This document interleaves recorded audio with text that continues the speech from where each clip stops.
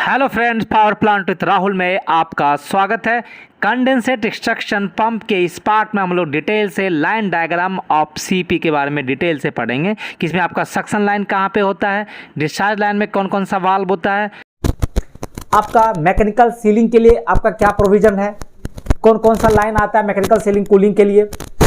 आपका सीपी में दो प्रकार का वेंट होता है, एक आपका कैनिस्टर वेंट होता है जिसको हम लोग इवैक्यूएशन लाइन कहते हैं या बैलेंसिंग लाइन कहते हैं। वो आपका कहाँ पे कनेक्टेड होता है। आपका एक डिस्चार्ज वेंट होता है, डिस्चार्ज वेंट में जिसमें कि आपका एक सोलेनॉइड वाल्व होता है, एक आपका मैनुअल आइसोलेटिंग वाल्व होता है जो कि एलपी ड्रेन फ्लश टैंक के साथ कनेक्टेड होता है। इसका हम लोग देखेंगे लाइन डायग्राम, ठीक है।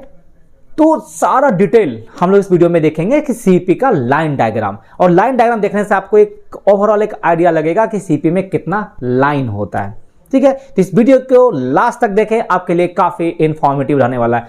और फ्रेंड, जो भी मेंबरशिप नहीं लिए हैं तो मेंबरशिप ले, मेंबरशिप लेने से आपको मेरा व्हाट्सएप नंबर मिल जाएगा, और जो भी पावर प्लांट से रिलेटेड आपके मन में डाउट है आप मुझे व्हाट्सएप नंबर पर मैसेज कीजिए, मैं आपका उसमें रिप्लाई दूंगा। बहुत सारे फ्रेंड्स इस चैनल का मेंबरशिप ले चुके हैं, उनको बहुत बहुत धन्यवाद। और कुछ भी डाउट हो आप मेरा व्हाट्सएप नंबर पे मैसेज कीजिए, मैं आपका उसमें रिप्लाई दूंगा। और कुछ फ्रेंड्स का ये डाउट रहता है कि सर मेंबरशिप आपका कैसे लें, how to take the membership. इसके लिए मैंने एक वीडियो अपलोड कर दिया है, आप उस वीडियो को देखेंगे तो आपको एक आइडिया लगेगा, प्रोसेस पता चलेगा कि कैसे मेंबरशिप लिया जाता है। मेंबरशिप लेने के बाद आपको मेरा व्हाट्सएप नंबर पोस्ट बटन पे क्लिक करेंगे तो वहां पे आपको मेरा व्हाट्सएप नंबर मिल जाएगा, ठीक है। तो आप मेंबरशिप लें, आपको काफ़ी फायदा मिलेगा। और अगर आप कुछ ये वीडियो में अगर पसंद आए तो लाइक, सब्सक्राइब और शेयर करना ना भूलें। तो आइए इस वीडियो को स्टार्ट करते हैं।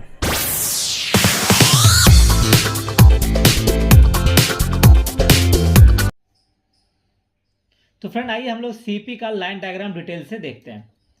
सीपी का जैसे ये आपका सीपी है, सीपी के टॉप में आपका सीपी मोटर रहता है, जैसे आपको दिखाई देगा कि सीपी मोटर, और सीपी का मोटर शाफ्ट जो होता है वह पंप के इम्पेलर शाफ्ट के साथ कनेक्टेड रहता है through the flexible spacer coupling.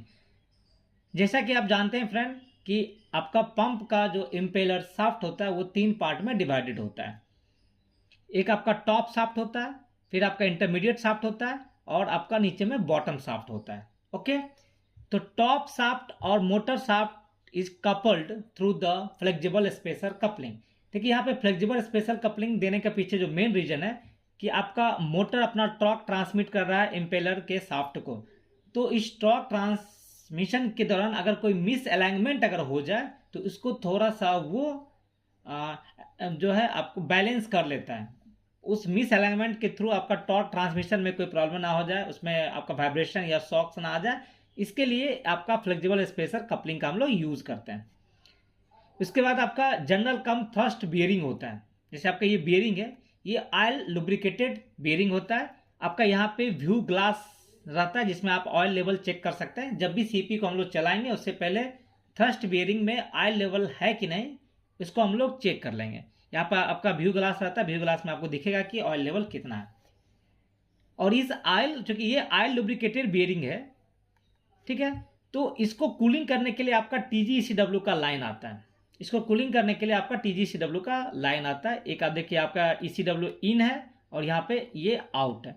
इस दोनों लाइन में आपका एक एक आइसोलेटिंग वाल्व लगा रहता है। जब भी हम लोग सीपी को चलाने जाएंगे तो ये आइसोलेटिंग वाल्व आपका इनलेट लाइन में एंड आउटलेट लाइन में ओपन कंडीशन में होना चाहिए। आपको पता कैसे चलेगा कि यहाँ पे ऑयल आपका जो ECW का वाटर है ये फ्लो हो रहा है? तो आपका रिटर्न लाइन में, जो आपका रिटर्न लाइन है ये, यहाँ पे आपका व्यू ग्लास लगा रहता है जहाँ पे आप देख सकते हैं कि आपका वाटर का फ्लो हो रहा है कि नहीं। तो ये आपको लाइन अप कंडीशन में होना चाहिए सीपी चलाने से पहले। जैसे ये आपका इम्पेलर टोटल 6 स्टेज का ये पंप होता है, जिसमें कि आपका बॉटम शाफ्ट में first stage of rotating assembly है, इंटरमीडिएट शाफ्ट में आपका second and third stage of rotating assembly रहता है, और टॉप शाफ्ट में आपका fourth, fifth and six stage का रोटेटिंग असेंबली रहता है, ठीक है। उसके बाद देखिए यहाँ पे आपका ये आपका कैनिस्टर, ये आपका कैनिस्टर है। कैनिस्टर, देखिए सीपी कैनिस्टर बॉक्स, और इसी कैनिस्टर में आपका ये पंप माउंटेड आपका रहता है, हैंगिंग कंडीशन में ये रहता है। ठीक है, फिर यहाँ पे देखिए कि आपका यहाँ पे मैकेनिकल एक सील रहता है, क्योंकि क्या होता है कि आपका जहाँ पे रोटेटिंग शाफ्ट केसिंग के साथ इंटर करता है, जैसे आपका पंप का ये केसिंग है और यहाँ पे आपका रोटेटिंग शाफ्ट इंटर कर रहा है, तो वहाँ पे थोड़ा सा एक माइन्यूट गैप बन जाता है और उसी गैप से आपका वाटर का लीकेज होता है। तो इस लीकेज को प्रिवेंट करने के लिए हम लोग मैकेनिकल सील का यूज़ करते हैं।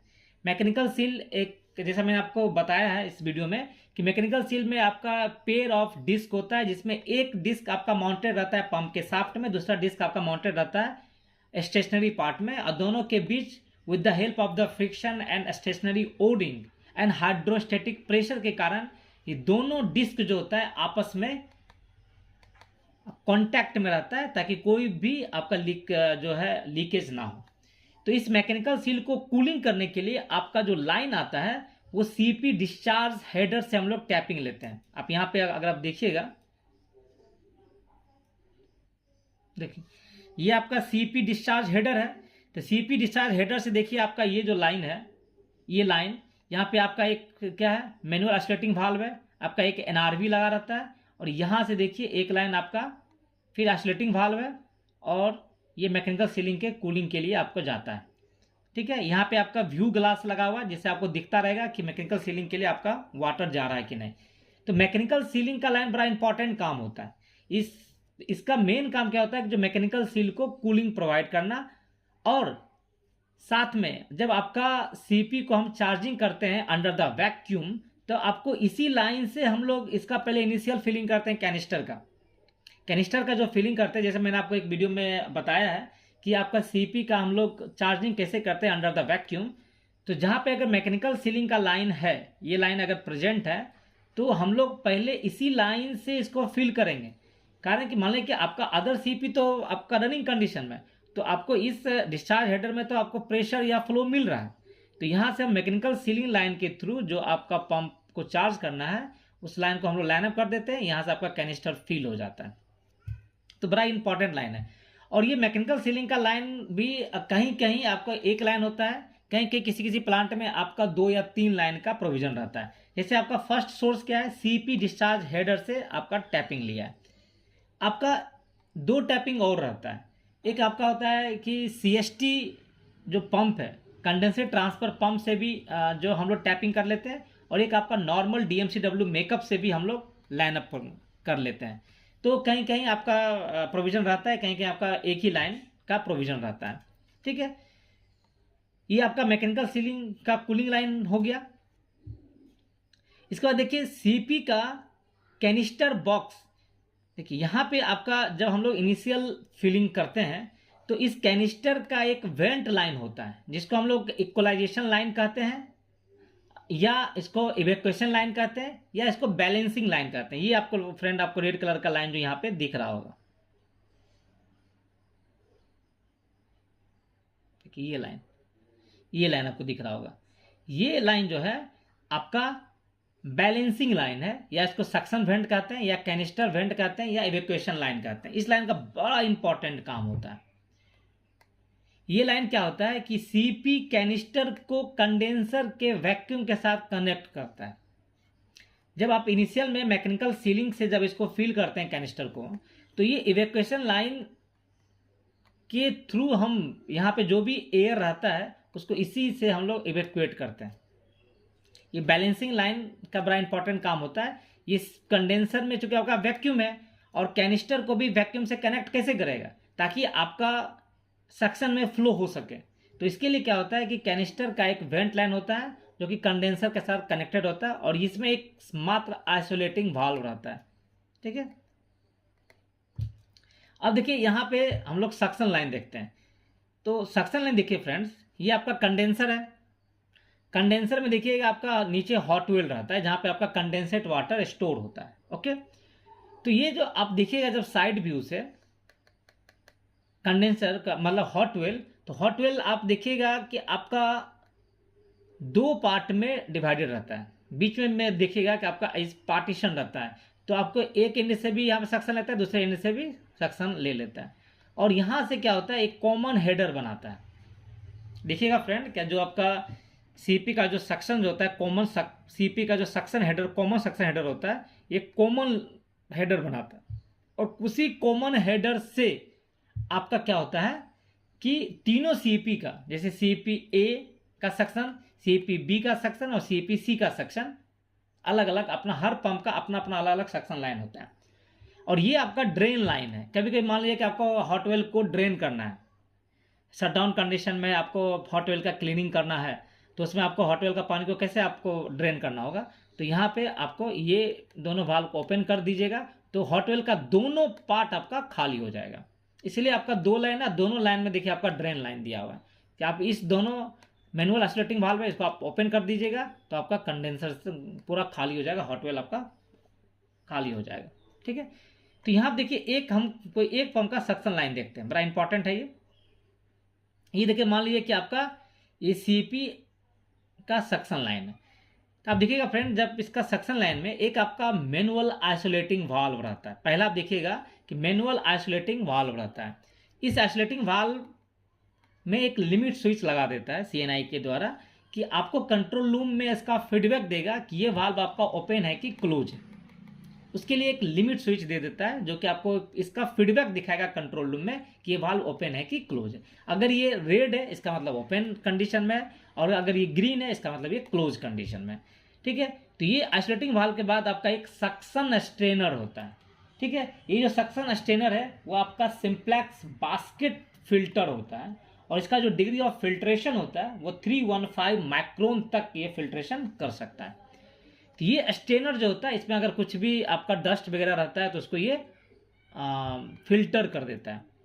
तो ये स्ट्रेनर में आपका एक ड्रेन लाइन होता है, एटमॉस्फेरिक ड्रेन लाइन होता है, एक आपका एटमॉस्फेरिक वेंट लाइन होता है। बड़ा इंपॉर्टेंट काम होता है इस दोनों लाइन का भी। जब आपको इस लाइन को पूरा ड्रेन करना है तो आप इसको ओपन कर दीजिए, इसको ओपन कर दीजिए, आपका पूरा ड्रेन हो जाएगा। जब आपको इनिशियल फिलिंग करते हैं तो ड्रेन को बंद करते हैं, वेंट के थ्रू हम लोग इसका इनिशियल जो है वेंटिंग करवाते हैं। इनिशियल फिलिंग के समय आपका वेंट लाइन को हम लोग क्रैक ओपन रखते हैं, ताकि अगर कैनिस्टर्स मैकेनिकल सील के थ्रू आप कैनिस्टर फिल कीजिएगा तो यहाँ से क्या होता है कि आपका अप टू यहाँ तक आपका पानी फिल हो जाता है। जब सीपी को हम लोग वैक्यूम में चार्ज करते हैं तो थ्रू मैकेनिकल सीलिंग के थ्रू हम लोग क्या करते हैं, पहले इसको हम लोग फिल करते हैं, इसको फिल करते हैं। फिल करने से क्या होता है, ये फिल होने के बाद आपका वाटर यहाँ पे बैक फिल होता है, ये आपका एक्सपेंशन बिलो है। एक्सपेंशन बिलो से फिल होने के साथ साथ आपका पहले स्टेनर फिल होता है, स्टेनर फिल होने के बाद आपका यहाँ तक आपका फिल हो जाता है। अगर आपका mechanical seal cooling water present है तो आपका पानी यहाँ तक फिल हो जाएगा। इसके बाद देखिएगा क्या कि आपका यहाँ वेंट से आपको पानी निकलना शुरू हो जाता है। अगर वेंट से पूरा पानी निकलना शुरू हो जाता है, देन वेंट वाल्व को बंद करने से पहले हम लोग क्या करते हैं, ये जो आपका इवैक्यूएशन लाइन है या कैनिस्टर वेंट लाइन है ये वाला, इसको हम लोग ओपन करते हैं, क्रैक ओपन। ठीक है, क्रैक ओपन करते हैं और इसके बाद हम लोग क्या करते हैं, इसको बंद करते हैं और इस वाल्व को धीरे धीरे ओपन कर देते हैं। जब भी इसको ओपन करेंगे तो हम लोग कंडेंसर का प्रेशर देखेंगे कि उसका क्या डिटोरेशन भी हो रहा है कि नहीं। इसके बाद हम लोग हॉट वेल का लेवल देखेंगे, अदर जो सीपी जो रनिंग कंडीशन में उसका फ्लो देखेंगे, उसका प्रेशर देखेंगे, कॉमन डिस्चार्ज हेडर प्रेशर देखेंगे। क्योंकि कॉमन डिस्चार्ज हेडर प्रेशर अगर 18 kg के नीचे चला जाएगा तो आपका वो ट्रिप हो जाता है, तो हेडर प्रेशर भी आपको ध्यान में रखना है। ठीक है, तो जब ये लाइन को हम लोग ओपन कर देते हैं तो फिर अब वेंट को हम लोग क्लोज कर देते हैं। इसके बाद ही हम लोग ये आइसोलेटिंग वाल्व को ओपन करते हैं। तो इसका मैंने वीडियो डिटेल बनाया है कि सीपी को हम लोग अंडर वैक्यूम कैसे आइसोलेट करते हैं और सीपी को अंडर वैक्यूम कैसे चार्जिंग करते हैं। तो इसका डिटेल प्रोसीजर आप देखिएगा तो आपको यहाँ से क्लियर पिक्चर आ जाएगा। ठीक है, ये देखिए एक आपका सेफ्टी वाल्व लगा रहता है, ये सेफ्टी वाल्व है और यहाँ पे एक आइसोलेटिंग वाल्व लगा रहता है। मान लीजिए कि ये सेफ्टी वाल्व देने के पीछे रीजन क्या है कि मान लीजिए कि आप ये मैकेनिकल सील के थ्रू, ये जो आपका मैकेनिकल सीलिंग के थ्रू मान लीजिए कि आप इसको फिल कर रहे हैं। ठीक है, इसको आप फिल कर रहे हैं तो इसका प्रेशर तो काफ़ी ज़्यादा रहता है। यानी इसका आपका प्रेशर कितना रहता है, आपका हेडर का प्रेशर आपका 26, 27, 28 kg तक रहता है। तो इस लाइन का प्रेशर आपको अच्छा खासा प्रेशर रहता है, और इसी प्रेशर लाइंस के थ्रू हम लोग कैनिस्टर को फिल करते हैं, है ना।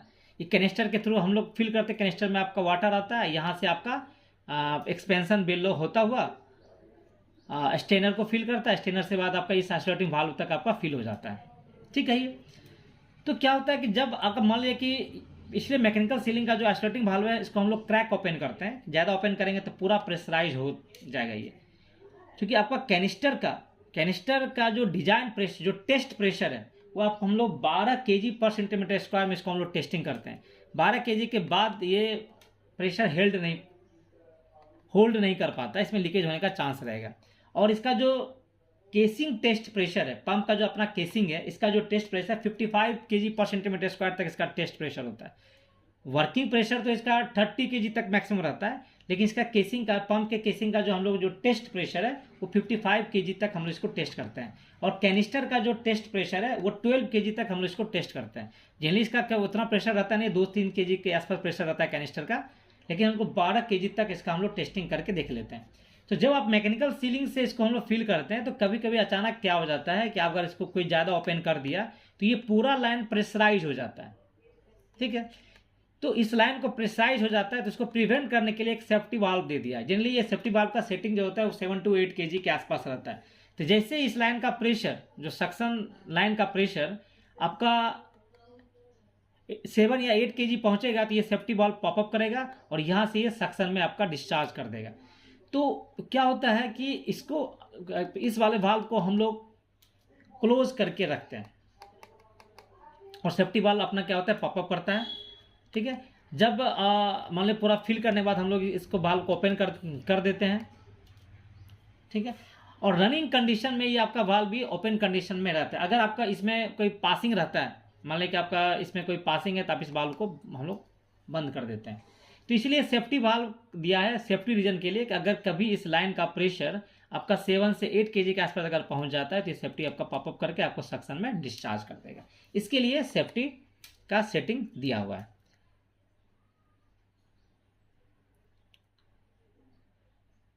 और एक देखिए फ्रेंड कि आपका एक डिस्चार्ज वेंट होता है।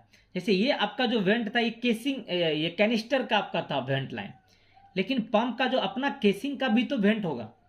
केसिंग भी मान लीजिए कि आपका पूरा ओपन टू एयर है, तो इसके अंदर भी एयर है, तो एयर को हमको वेंटिंग करना पड़ेगा। तो एयर के वेंटिंग करने के लिए इसका जो डिस्चार्ज साइड में एक आपका डिस्चार्ज वेंट होता है, जो कि आपका एलपी ड्रेन फ्लश टैंक में जाता है। ये low pressure drain flush tank में आपको ये जाता है। और एलपी ड्रेन फ्लश टैंक जो होता है ultimately connected to the hot well and condenser के साथ कनेक्टेड रहता है। टॉप में देखिएगा आपका कंडेंसर के साथ कनेक्टेड रहेगा, बॉटम आपका हॉट वेल के साथ कनेक्टेड रहता है, ठीक है। तो ये इस लाइन का भी बड़ा इंपॉर्टेंट फंक्शन है डिस्चार्ज वेंट का। डिस्चार्ज वेंट का देखिए इंपॉर्टेंट फंक्शन क्या है कि जब आपका पंप क्लोज कंडीशन में है तो ये आपका डिस्चार्ज वाल्व है, ठीक है। इस लाइन में आपको क्या है कि 2 वाल्व रहता है, एक आपका आइसोलेटिंग वाल्व रहता है और एक आपका सोलेनॉइड ऑपरेटेड वाल्व रहता है। ये आपका सोलेनॉइड ऑपरेटेड CNI वाल्व रहता है और एक आपका आइसोलेटिंग वाल्व रहता है जिसको हम लोग ओपन कंडीशन में रखते हैं। तो जब आपका पंप क्लोज कंडीशन में रहता है तो ये डिस्चार्ज वेंट ओपन रहता है। जैसे ही आप पंप को हम लोग स्टार्ट करते हैं तो आफ्टर सम टाइम, मतलब 5 second 10 second maximum 5 second 10 second में आपका ये डिस्चार्ज वेंट क्लोज हो जाता है। तो इसका हम लोग पंप चलाने से पहले इसका ऑटो ओपन ऑटो क्लोज का हम लोग देख लेते हैं कि ये क्लोज होता है कि नहीं। पंप क्लोज है तो ओपन होता है कि नहीं। अब पंप अगर रनिंग कंडीशन देंगे तो आफ्टर 2 to 3 सेकेंड 5 सेकेंड बाद ये क्लोज हो जाना चाहिए, ठीक है।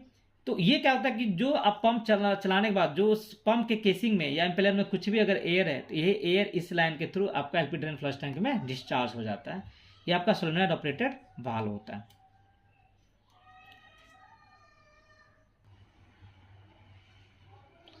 और फ्रेंड हर पंप का अपना एक रिसर्कुलेशन लाइन होता है। ये आपका जो ग्रीन कलर का दिख रहा है ये आपका CP मिनिमम रिसर्कुलेशन लाइन होता है। देखिए CP का मिनिमम रिसर्कुलेशन लाइन का मेन इंपॉर्टेंट फंक्शन क्या होता है कि देखिए इस पंप का पहले हम लाइन देखते हैं। इस लाइन में आपका न्यूमेटिकली ऑपरेटेड वाल्व रहता है जो इंस्ट्रूमेंट एयर के थ्रू ये ऑपरेट होता है और एक आपका आइसोलेटिंग वाल्व होता है, ठीक है। और ये लाइन देखिए कहाँ चला गया, CP minimum recirculation line to the condenser, ये कंडेंसर में आपका चला जाता है। जब भी हम लोग सीपी को पहले चलाते हैं तो इसका डिस्चार्ज वाल्व देखिए, आपका इसका ये आपका डिस्चार्ज लाइन है, ये आपका डिस्चार्ज लाइन है, इसमें आपका एनआरवी है और ये आपका मेन डिस्चार्ज वाल्व और उसका एक आईबीबी है और फिर आपका सीपी कॉमन हेडर के साथ कनेक्टेड है। जब भी हम लोग सीपी को स्टार्ट करते हैं तो इसका डिस्चार्ज वाल्व और इसका आईबीबी दोनों को हम लोग क्लोज कंडीशन में रखते हैं और सिर्फ आपका रिसर्कुलेशन वाल्व को ओपन कंडीशन में रखते हैं। तो सीपी चलाने से पहले आपका ये जो आपका सीपी मिनिमम रिसर्कुलेशन का जो आइसोलेटिंग वाल्व है इसको हम लोग ओपन कंडीशन में रखते हैं और CDB10 जो आपको दिख रहा है ये आपका न्यूमेटिकली ऑपरेटेड वाल्व है जो इंस्ट्रूमेंट एयर के थ्रू ऑपरेट होता है। इसको हम लोग चलाने से पहले एटलीस्ट 70, 80, 90% तक ओपन कर लेते हैं, क्योंकि आप 100% भी ओपन करके चलाइएगा आपको सेफ साइड ही है। ऐसे सीपी का परमिसिव है कि मिनिमम 40% ही ओपन होना चाहिए। क्यों? क्योंकि अगर आप इसको 40% से नीचे रखिएगा तो सीपी का फ्लो आपको कम मिलेगा, तो लो फ्लो में आपका ये ट्रिप हो जाता है। ठीक है, इसका सीपी का है कि फ्लो अगर 200 टन पर आवर से अगर जैसे ही फ्लो कम होगा आपका ये सीपी ट्रिप हो जाता है। तो इस फ्लो को मेंटेन करने के लिए हम लोग सीपी का रिसर्कुलेशन एटलीस्ट 60, 70, 80% या 100% तक ओपन कर लेते हैं। तो जब भी हम सीपी को चलाएंगे तो इसको 100% तक ओपन कर लेंगे। ठीक है, इस और आपका ये डिस्चार्ज वाल्व दोनों, उसका मेन डिस्चार्ज वाल्व, उसका आईबीबी, इसको हम लोग क्लोज रखेंगे। ठीक है, इसके बाद हम लोग सीपी को स्टार्ट करेंगे। फिर जब आपको मेन कॉमन हेडर की तरफ अगर वाटर को फ्लो कराना है तो इसका पहले आईबीबी ऑपरेट करेंगे और आईबीबी को हम लोग मैनुअली ऑपरेट करेंगे, मतलब थोड़ा सा ओपन करेंगे ताकि इस लाइन में धीरे धीरे ये फ्लो हो, धीरे धीरे ये फ्लो होना चाहिए। जो कि इस लाइन में पूरा खाली है, मान लीजिए तो खाली है तो इसको तो फिलिंग करना पड़ेगा, इसका जो प्रॉपर वेंटिंग कराना पड़ेगा। और वेंटिंग जब भी कराना हो तो स्लो वेंटिंग कराइए, स्लो फिलिंग कराने से प्रॉपर वेंटिंग होता है। अगर आप फास्ट प्रेशर दे के आप वेंटिंग कराइएगा तो आपका प्रॉपर वेंटिंग नहीं हो पाता है। तो पहले हम लोग आईबीबी ओपन करेंगे, आईबीबी ओपन करने के बाद इस लाइन को पूरा फिल कर देते हैं। जो भी आपका कंडेंसेट लाइन है प्रॉपर वेंटिंग करा लेते हैं। वेंटिंग कराने के बाद जब प्रॉपर वेंटिंग हो जाता है, वेंटिंग वाल्व को क्लोज करते हैं, तब इस वाल्व को हम लोग पूरा ओपन करेंगे। और फिर जब इस लाइन और इस लाइन जो मेन डिस्चार्ज वाल्व के क्रॉस अगर प्रेशर डिफरेंस बहुत ही कम रहे तभी आपको मेन डिस्चार्ज वाल्व को ओपन करना है। ठीक है, जब मेन आपका डिस्चार्ज वाल्व ओपन हो जाए फिर आप इस रिसर्कुलेशन वाल्व को धीरे धीरे आपको क्लोज करना है। ये न्यूमेटिकली ऑपरेटेड वाल्व है, आप इसको धीरे धीरे क्लोज कीजिए और इसको ऑटो में डाल दीजिए। ठीक है, ये जो CDB10 आपका है ये न्यूमेटिक ऑपरेटेड वाल्व है, इसको आप ऑटो में डाल दीजिए और इसके PNID में जाके इसका सेट पॉइंट आप 300 या 350 या 400 depends upon plant to plant, आप अपने हिसाब से आप इसमें डाल दीजिए। जो आप 400 मान लीजिए आप इसके PNID में जाके आपने 400 डाला, इसका मतलब क्या होता है कि अगर आपका CP का फ्लो ग्रेटर देन 400 है तो ये आपका डिस्चार्ज, ये जो आपका रिसर्कुलेशन वाल्व है ये ऑटो में क्लोज रहेगा।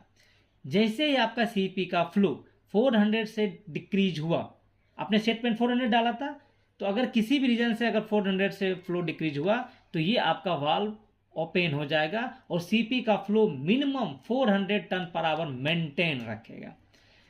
CP का फ्लो अगर 400 से ज़्यादा है तो ये क्लोज रहेगा। CP का अगर ये फ्लो डिस्चार्ज फ्लो अगर 400 से जैसे डिक्रीज होगा ये वाल्व आपका ऑटो में ओपन हो जाएगा और CP को लो फ्लो ट्रिपिंग होने से बचा लेगा, 400 आपका ये मेंटेन करेगा।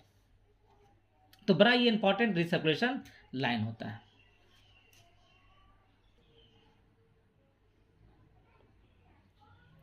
तो फ्रेंड ये आपका ओवरऑल CP का लाइन डायग्राम हो गया। तो आपको एक क्लियर आ गया होगा कि ये लाइन डायग्राम किस प्रकार से वर्क करता है।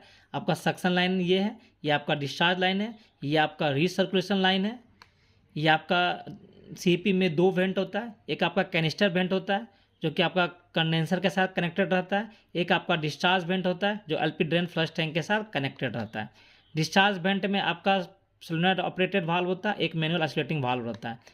कैनिस्टर वेंट में आपका सिर्फ एक आइसोलेटिंग वाल्व रहता है। ठीक है, इसके बाद आपका यहाँ स्टेनर है, ये आपका थ्रस्ट कम जनरल बियरिंग है, इसको कूलिंग करने के लिए आपका TGCW का लाइन आता है। ये आपका दोनों वाल्व ओपन होना चाहिए और इसके रिटर्न लाइन में आपका व्यू ग्लास आता है जहाँ से आपको पता चलेगा कि आपका ये ECW लाइन फ्लो हो रहा है कि नहीं। ठीक है। ये आपका मैकेनिकल सीलिंग का लाइन होता है, जो मैकेनिकल सीलिंग है जो कि पंप के लीकेज को प्रिवेंट करता है। जहाँ पे लीकेज कहाँ होता है, जहाँ पे आपका रोटेटिंग शाफ्ट आपका स्टेशनरी शाफ्ट के साथ इंटर करता है, क्योंकि आपको वहाँ पे थोड़ा सा गैप छोड़ना पड़ता है, नहीं तो अगर आप कॉन्टैक्ट में रखिएगा तो आपको रब होने का चांस रहेगा रोटेटिंग एंड स्टेशनरी पार्ट। तो एक माइन्यूट गैप रखते हैं, उसी गैप से आपका लीकेज होता है। तो उस लीकेज को प्रिवेंट करने के लिए हम लोग मैकेनिकल सीलिंग का या ग्लैंड पैकिंग का यूज़ करते हैं। तो सीपी जो कि अंडर वैक्यूम है, इसलिए हम लोग ग्लैंड पैकिंग की जगह मैकेनिकल सीलिंग का यूज़ करते हैं। तो उसी मैकेनिकल सीलिंग को कूलिंग करने के लिए आपका सीपी जो कॉमन डिस्चार्ज हेडर से एक लाइन टैपिंग लेता है और मैकेनिकल सीलिंग को कूलिंग करता है। मैकेनिकल सीलिंग के लिए आपको 2 और लाइन होता है किसी किसी प्लांट में, आपका CST से एक लाइन होता है, एक DMCW से लाइन होता है, ठीक है। तो ये लाइन है और एक आपका CP मिनिमम रिसर्कुलेशन। तो फ्रेंड, कंडेंसेट एक्सट्रैक्शन पंप के इस पार्ट में आपने CP का लाइन डायग्राम को देखा और इस वीडियो में आपने देखा कि कौन सा लाइन कहाँ कहाँ पे रहता है, उस लाइन में कितना मोटराइज वाल्व, कितना न्यूमेटिक वाल्व, कितना ऑसिलेटिंग वाल्व रहता है, स्टेनर कहाँ पे रहता है। तो सारा डिटेल आप इस वीडियो में देखें, उससे आपको एक CP का ओवरऑल एक आइडिया लग गया होगा, ठीक है। और जब भी आप CP को हम लोग चार्जिंग करेंगे तो इस लाइन को आपको ध्यान में रहने से आप प्रॉपर लाइन अप कर सकते हैं। नेक्स्ट पार्ट में हम लोग CP का और कुछ डिटेल देखेंगे। Thank you.